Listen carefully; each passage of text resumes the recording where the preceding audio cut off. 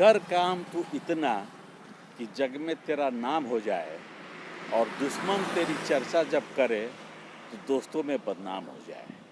जी, मैंने कहा कि दुश्मन यानी कि जो आपके अनचाहे प्यार में शामिल हैं, जिनको आप अपना 50-50 समझते हैं, उनकी बात कर रहा हूँ मैं। तो कर काम तू इतना कि तेरा नाम हो जाए या दुश्मन तेरा बदनाम हो जाए, तो कैसी लगी?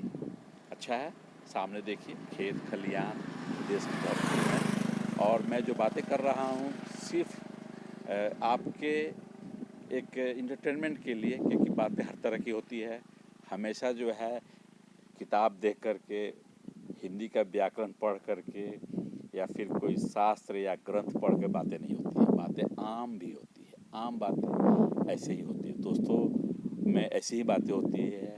सिर्फ थोड़ा सा तकल्लुफ़ जो है मेंटेन करना पड़ता है। नमस्ते।